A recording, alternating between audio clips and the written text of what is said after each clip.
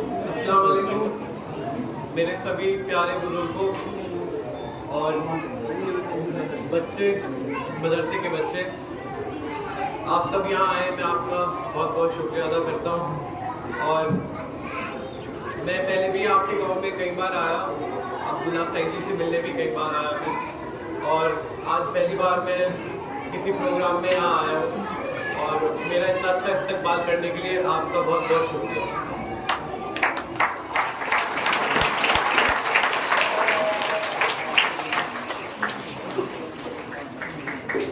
आज 15 अगस्त यानी आज़ादी के मौके पर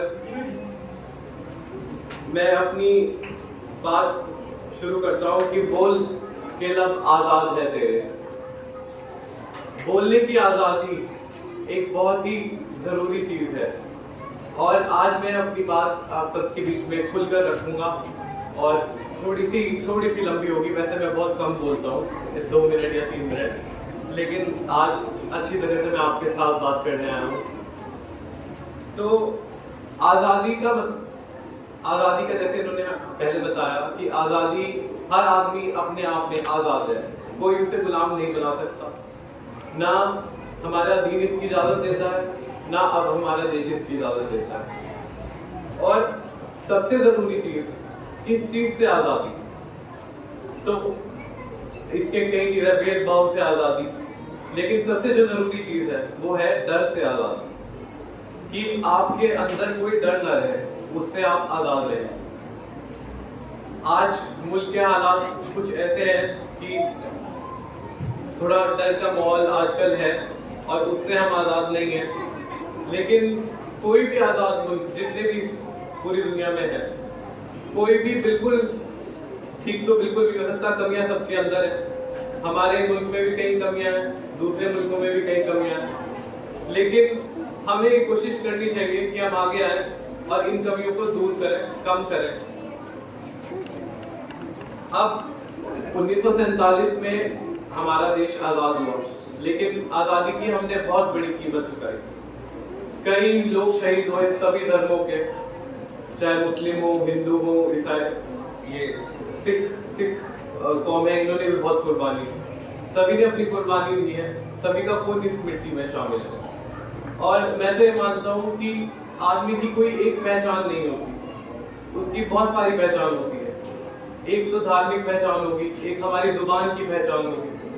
अब जैसे जब हमारा देश का बंटवारा हुआ तो पाकिस्तान और बांग्लादेश एक ही देश थे, उन लोगों का मजहब ही एक ही था और फिर उन्हें भी तकसीम होना पड़ा। क्यों? क्योंकि वो अलग जुबान बोलते थे बांग्लादेश में और पाकिस्तान वाले अलग जुबान बोलते थे। तो बाहर हम किसी मुल्क में जाते हैं, वहाँ देखते हैं कोई अगर अपनी जुबान बोलने वाला हमें मिल जाए तो हम बड़े खुशी से उसके साथ मिलते हैं कि हाँ ये हमारा आदमी है। तो हमारी सबकी अलग अलग पहचान है और एक पहचान नहीं है, कई पहचान। और हमारा देश तो ऐसा है कि इसमें ना जाने कितनी बोलियां बोली जाती हैं, कितनी भाषा बोली जाती है, कितने यहाँ धर्म है। तो इसलिए हमें सबकी इज्जत करनी चाहिए। अगर हम इज्जत नहीं करेंगे तो फिर जैसे पाकिस्तान तकसीम हो गया तो यहाँ भी लोगों के मन में ऐसी बात होती है कि भाई हमारी इज्जत नहीं है। तो सभी धर्मों की, सभी जुबान बोलने वालों की, सभी को हमें इज्जत करनी चाहिए, तभी ये मुल्क अच्छे से टिका रहेगा। अगली बात, जब हमारा देश आज़ाद हुआ तो संविधान बनाने की बात आई, तो उसमें ये रखा गया कि भाई पहले कई लोगों ने कहा कि भाई यहाँ के जो ज़्यादातर लोग हैं वो अनपढ़ हैं, पढ़े लिखे बहुत कम है, तो वोटिंग का अधिकार देना चाहिए या नहीं, कि एक अनपढ़ आदमी वोट दे सकता है नहीं। तो कई लोगों ने ये बात कही कि भाई नहीं, सिर्फ पढ़े लिखो को। तो सिर्फ 7 या 8% लोग थे जो उस टाइम पढ़े लिखे थे। तो जो हमारे देश के संविधान बनाने वाले जितने भी लोग थे उसमें शामिल थे, चाहे BR अम्बेडकर हो, जवाहरलाल नेहरू, उन सब ने बात रखी नहीं हम सबको अधिकार देंगे, सबका एक वोट एक मत का अधिकार सबको देंगे, चाहे वो औरतें हो चाहे आदमी हो। और हमारा देश कई पश्चिमी जो मुल्क हैं, चाहे अमेरिका हो चाहे यूरोप हो, उन्होंने भी उस टाइम तक महिलाओं को वोट का अधिकार नहीं दिया था। और हमारा देश ऐसा देश है जिसने शुरू से महिलाओं को और आदमियों को बराबर वोट का अधिकार दिया।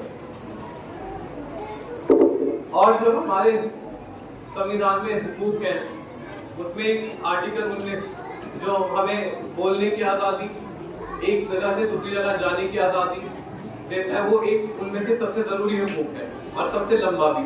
इसी तरह आर्टिकल 25 और 26 जो हमें अपने मजहब को मानने और पब्लिक में मानने की इजाज़त देता है, वो हमारे संविधान के उस हिस्से में मौजूद है जिसे कोई बदल नहीं सकता। तो ये हमें संविधान ने आज़ादी के बाद हमें इस देश को जो हुकूक दिए, इससे हमारी ये इसीलिए दिए कि हमारी आज़ादी बनी रहे। और ये जो मदरसा है दारुल उलूम कादरिया, यहाँ के हाफिज साहब हमें बता रहे थे कि यहाँ अब दीनी तालीम के साथ साथ इंग्लिश और हिंदी की भी बहुत अच्छी तालीम दी जा रही है और काफ़ी बच्चे यहाँ पढ़ भी रहे हैं। तो आप भी जिनके बच्चे यहाँ नहीं हैं वो भेजें ताकि दोनों तालीम उन्हें हासिल हो सके। और मैं तो ये मानता हूँ कि इस तरीके से तकसीम करना कि एक दुनिया की तालीम एक दीनी तालीम, ये भी गलत है। ये एक साथ ही बहुत अच्छी तरीके से चल सकती है। हमें इस दुनिया को एक अगर दीनी नजरिए से देखें तो वो भी बहुत अच्छी तरीके से हम इस दुनिया को अगर दीनी नजरिए से देखेंगे तो और अच्छी तरह से हम समझेंगे। और जो हमारे दीन की इतिहास है, जो तारीख है, वो इन्होंने आपको बताई। मैंने तो इतना इतिहास पढ़ा भी नहीं है, मेरा थोड़ा सब्जेक्ट जो है मैं जामिया से भी पढ़ रहा हूँ तो वो थोड़ा अलग है। लेकिन अगर हम दीनी इतिहास को और अपनी तारीख को जानेंगे तो वो हमें आगे बढ़ने में बहुत मदद करेगा। और इसी तरीके से आज के जो हालात हैं या फिर जो पुरानी हमारी तारीख है कि उस्मानिया सल्तनत के बारे में हो या कैसे वो खत्म हुई या इजराइल फिलिस्तीन के बारे में हो, ये हमारे सभी बच्चों को पता होना चाहिए। लेकिन कई मैंने ये बात देखी है कि बहुत से लोगों को ये पता नहीं होता, पता नहीं, या तो उनके मदरसे में ध्यान नहीं दिया जाता। तो दीनी और दुनिया की तालीम एक साथ चले, यही हम चाहते हैं। और ये मदरसा उसमें बहुत अच्छा काम कर रहा है। तो मैं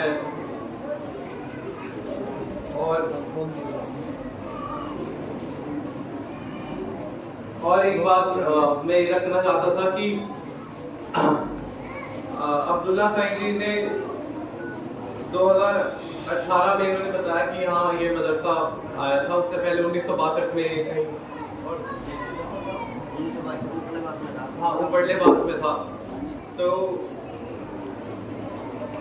अब्दुल्ला साईं जी से कई बार हमारा यहाँ मिलना हुआ। तो बहुत खूबसूरत जगह आपका है गाँव बतावा, हम आ रहे थे तो मौसम भी थोड़ा ख़राब हो गया, आपको अंदर आना पड़ा, लेकिन अब ठीक है। तो इन्हीं बातों के साथ मैं आपका यहाँ मेरे पहुँचने पर इस्तकबाल करने के लिए शुक्रिया अदा करता हूँ और पूरे जितने भी यहाँ मंच पे लोग बैठे हैं उनका भी शुक्रिया अदा करता हूँ। और इस मदरसे का और मदरसे के बच्चों का जिन्होंने बहुत अच्छे अपनी इन्होंने पूरा जो कार्यक्रम था वो बहुत अच्छा लगा मुझे। तो इसी बातों की खत्म करता हूँ। आपका बहुत बहुत शुक्रिया।